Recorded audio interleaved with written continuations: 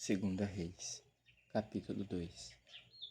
Quando o Senhor estava para tomar Elias ao céu num redemoinho, Elias saiu de Gilgal em companhia de Eliseu.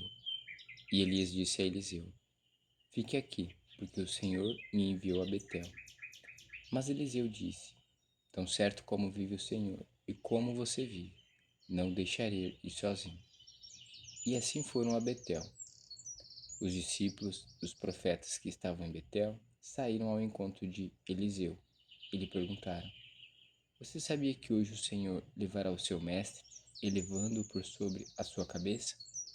Ele respondeu: Sim, também eu já sei, mas não digam nada. Então Elias disse a Eliseu: Fique aqui, porque o Senhor me enviou a Jericó. Mas Eliseu disse: Tão certo como vive o Senhor e como você vive, não deixarei ir sozinho. E assim foram a Jericó.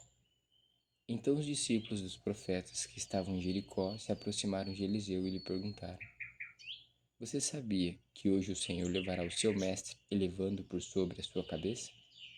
Ele respondeu: Sim, também eu já sei, mas não digam nada a ele. Mais uma vez, Elias disse a Eliseu: Fique aqui, porque o Senhor me enviou ao Jordão.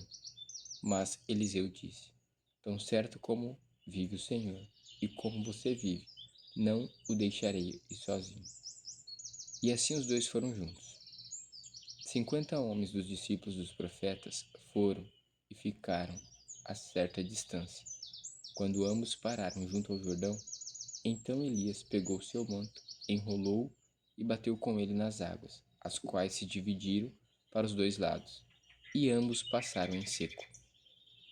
Quando eles tinham passado o Jordão, Elias disse a Eliseu: Diga o que você quer que eu faça por você, antes que eu seja levado embora.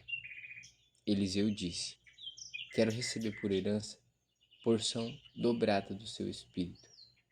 Elias respondeu: Você fez um pedido difícil, mas se você me ver quando eu for levado embora, será como você pede.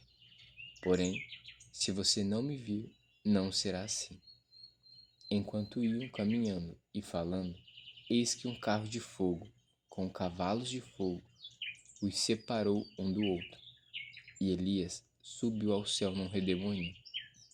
Ao ver isso, Eliseu gritou: meu pai, carros de Israel e seus cavaleiros. E nunca mais ele viu Elias. E pegando a sua própria roupa, rasgou-a em duas partes. Então levantou o manto de Elias, que havia caído, e voltou para a margem do Jordão. Pegou o manto de Elias, que havia caído, bateu com ele nas águas e disse: Onde está o Senhor, Deus de Elias? Quando ele bateu nas águas, elas se dividiram para os dois lados, e Eliseu passou.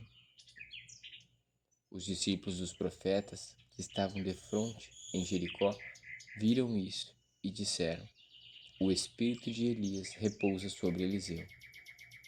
Foram ao encontro de Eliseu e se prostraram diante dele em terra. E disseram a Eliseu: Eis que entre os seus servos há 50 homens valentes. Deixe-os ir em procura do seu mestre. Pode ser que o Espírito do Senhor o tenha levado e lançado em algum dos montes ou em algum dos vales. Porém ele respondeu: Não, não mandem ninguém. Mas eles insistiram com ele, até que, constrangido, lhes disse: Podem enviar os homens.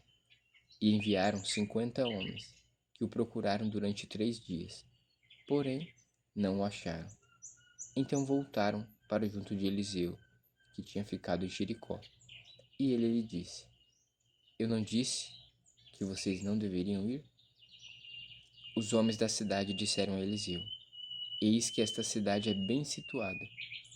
Como o Senhor pode ver, porém, a água não é boa, e a terra é estéril. Ele disse: Tragam-me um prato novo e ponham nele sal. E eles trouxeram. Então Eliseu foi até a fonte e jogou o sal na água.